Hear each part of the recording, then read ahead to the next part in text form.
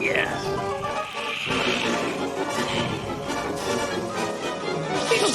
Beetlejuice! Oh, no! Beetlejuice. Beetlejuice. Beetlejuice. It's showtime. Think you know Beetlejuice? Think again. Here are 20 shocking facts about Tim Burton's classic that'll blow your mind. It's showtime. Here's something shocking. Beetlejuice, the title character, is only in the movie for about 17 minutes. That's less than 20% of the film's 92-minute runtime. Despite this, Michael Keaton's manic performance leaves such a massive impression that audiences feel like he dominates the entire story. Oh, boy! You guys are really a couple of spooksters, aren't you?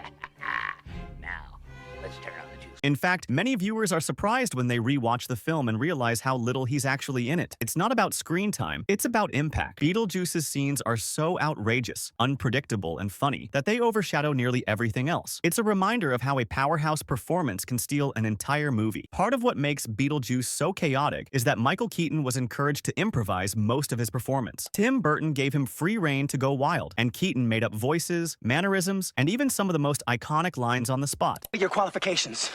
Well, I attended Juilliard. I'm a graduate of Harvard Business School. I travel quite extensively. I lived through the Black Plague, and I had a pretty good time during that. I've seen The Exorcist about 167 times, and it keeps getting funnier every single time I see it. Not to mention the fact that you're talking to a dead guy. Now, what do you think? You think I'm qualified? What I mean is, He also created a full backstory for Beetlejuice, including details about his smell, his clothes, and his centuries-long history as a troublemaker. The cast often had trouble keeping straight faces during his scenes because he went so far off script. The shocking part is how much of Beetlejuice's personality wasn't written at all. It came directly from Keaton's imagination. That freedom helped make him one of the most unforgettable characters in movie history. The iconic dinner scene where the Dietz family is possessed into dancing to Harry Belafonte's The Banana Boat song wasn't in the original script.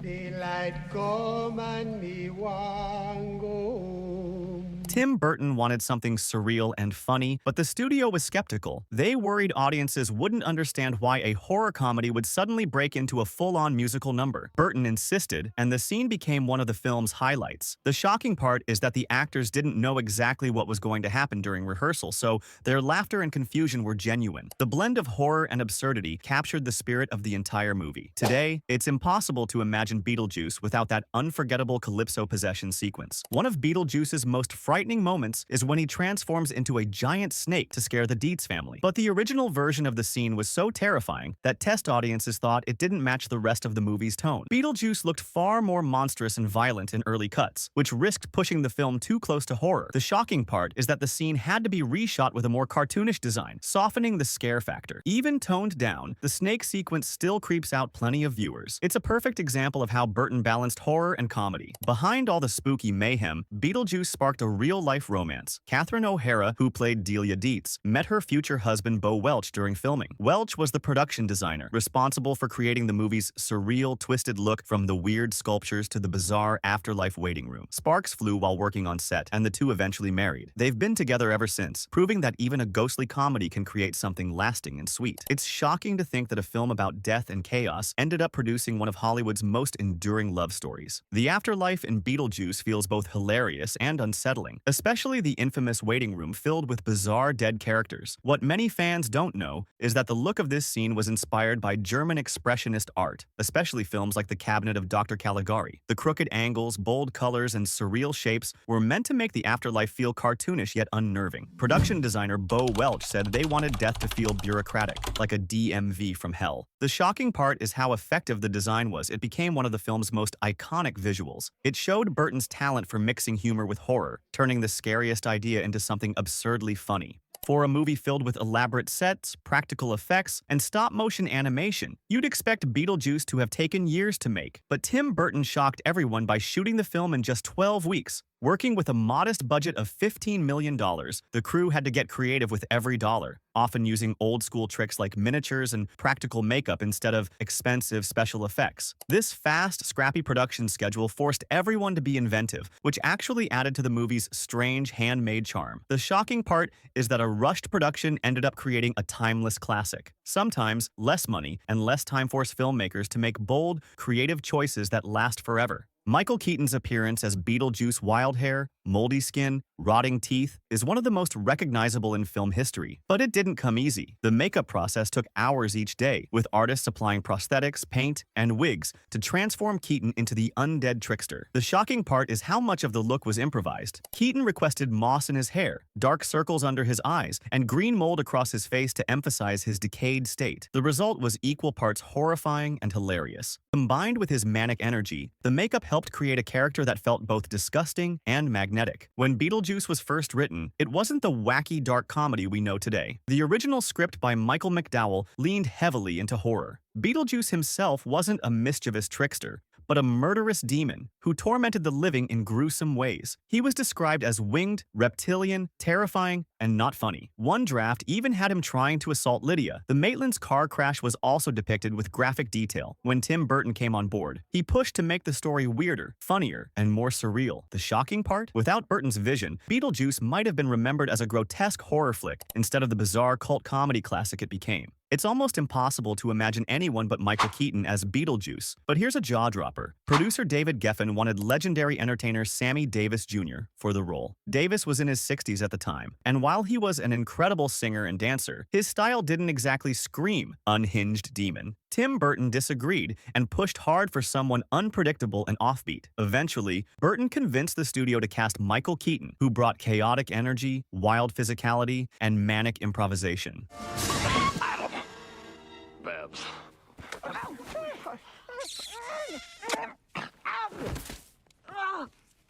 Boy, do you know how to pick 'em. Let me ask you something. The choice turned Beetlejuice into a pop culture icon. Still, picturing Sammy Davis Jr. belting out "It's showtime" is one of Hollywood's strangest what-ifs. Thankfully, Burton's instincts won out, shaping Beetlejuice into the character we love today. Winona Ryder was just a teenager when she played Lydia Dietz, the goth daughter who befriends the Maitlands. But surprisingly, she almost didn't get the role. Studio executives weren't sure about casting her because she was still relatively unknown. Tim Burton pushed hard for Ryder, impressed by her performance in Lucas. Ryder accepted, though she initially found the script strange and hard to connect with. Shockingly, Lydia almost went to another young actress, which could have changed the film entirely. Instead, Ryder's quirky, melancholy performance became one of her breakout roles, setting her up for future collaborations with Burton, like Edward Scissorhands. If you tell me what you do, I'll tell you why my husband will fire you. Is there an index or something? Nothing.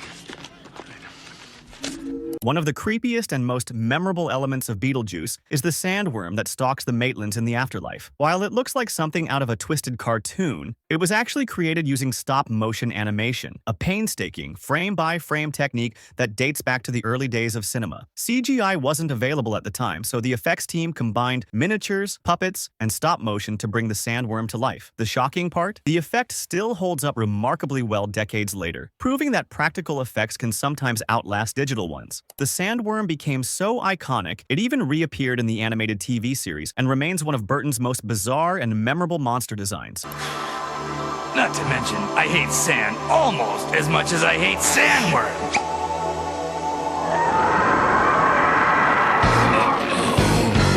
When Warner Bros. Hired Tim Burton to direct Beetlejuice, he was still considered a gamble. His only major film before that was Pee-wee's Big Adventure, a goofy comedy with little in common with a supernatural ghost story. Studio execs weren't sure he could handle something so dark and bizarre, but Burton used his background in animation and art to craft the movie's unforgettable visual style. The shocking part is how quickly Burton transitioned from directing a children's comedy to creating one of the most twisted, surreal, dark comedies of the 80s. Beetlejuice proved Burton had a unique voice, and it launched him into a career of iconic gothic films like Batman, Edward Scissorhands, and The Nightmare Before Christmas. Can you imagine Beetlejuice being called anything else? Warner Bros. Wanted to rename the movie House Ghosts, which sounds more like a family-friendly Disney Channel special. Tim Burton hated the idea, so as a joke, he suggested an even worse title, Scared Sheetless. To his horror, the studio actually considered it. In the end, they stuck with Beetlejuice, which is spelled phonetically in the title, but based on the star Betelgeuse in the Orion constellation. The strange name became part of the movie's charm, though Burton had to fight to keep it. Just imagine people lining up for House Ghosts. It doesn't have quite the same chaotic energy, does it? Despite being a bizarre, low-budget comedy, Beetlejuice shocked Hollywood by winning an Academy Award.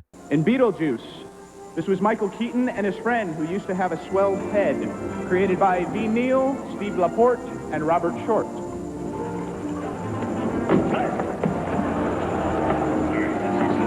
The The movie took home the Oscar for Best Makeup in 1989, beating out more serious contenders. The award recognized the groundbreaking work of makeup artist V. Neal and her team, who transformed Michael Keaton, Gina Davis, Alec Baldwin, and others into their ghostly, ghoulish forms. Neal later went on to design looks for Batman Returns and Edward Scissorhands, cementing her partnership with Tim Burton. The win was proof that even quirky, offbeat films could get recognition from the Academy. To this day, it's one of the strangest, most unexpected Oscar wins of the 1980s, and a well-deserved one. Catherine O'Hara's eccentric, artistic stepmother, Delia, is one of the highlights of the movie, but she almost wasn't in it. Originally, Angelica Houston was cast in the role. She dropped out due to illness, leaving the filmmakers scrambling to find a replacement. Tim Burton suggested O'Hara, who at first declined. She only agreed after Burton personally flew out to convince her. It's really amazing how different the movie might have been with Houston, who tends to play darker, more serious characters. O'Hara's comedic timing gave Delia her memorable quirkiness and made her one of the most beloved characters in the film. Sometimes, casting shakeups lead to the perfect match, and this was one of them. In early drafts of the script, Lydia Dietz wasn't the witty goth teen we know today. She was much darker, bordering on morbidly depressed. She even contemplated unaliving herself in some versions, which made her connection to the Maitlands much more tragic. When Tim Burton came on board, he wanted Lydia to still be weird and spooky, but also funny, smart, and endearing. The changes made her a more relatable character while keeping her gothic charm. It's shocking to think how different the movie would feel if Lydia had been written as overly grim. Instead, Winona Ryder's Lydia became an icon for quirky outsiders everywhere, showing that you can be weird and still lovable. When Warner Brothers first tested Beetlejuice with audiences, the studio was horrified. Executives thought it was too weird, dark, and too confusing for mainstream viewers. They worried no one would understand the strange tone, half comedy, half horror, with surreal visuals in between. But surprisingly, test audiences loved it. Word of mouth was so strong that the studio changed its tune and gave the movie a wider release. The shocking part is how close Beetlejuice came to being shelved or reworked into something bland. Instead, Warner Brothers took a gamble, and the movie became a box office hit. Sometimes it's not the executives but the audience who decides what's too weird or just weird enough. Right after the success of Beetlejuice, Warner Brothers began planning a sequel called Beetlejuice Goes Hawaiian. The story would have sent the Dietz family to Hawaii, where Beetlejuice would wreak havoc during a tiki-themed adventure. For years, the project lingered in development hell, with Burton and Keaton expressing mild interest but never fully committing. The shocking part is how close it came to being made. Scripts were written, and some early concept art was even created. Thankfully, it never happened, sparing fans from what might have been a bizarre disaster. Still, the idea of Beetlejuice wearing a grass skirt remains one of Hollywood's strangest unrealized sequels. Though the original film stands on its own, Beetlejuice shocked everyone by becoming a multimedia franchise. It spawned an animated TV series that ran for 4 seasons, expanding on Beetlejuice's antics with Lydia as his best friend. Beetlejuice! Beetlejuice! Beetlejuice! Huh?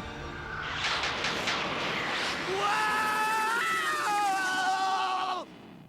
We'll see who's not doing the talking around here. There were toys, comic books, and even a hit Broadway musical decades later. The character's popularity grew far beyond the movie, cementing Beetlejuice as a cultural icon. The shocking part is that a film so strange and risky managed to create a legacy that still thrives today. Fans dress as him every Halloween, quote his lines endlessly, and now eagerly await Beetlejuice 2. What began as a weird, low-budget comedy has become a supernatural empire. And there you have it, 20 shocking facts about Beetlejuice. Which fact blew your mind the most? Drop it in the comments, hit like, subscribe, and ring that bell so you don't miss more creepy deep dives.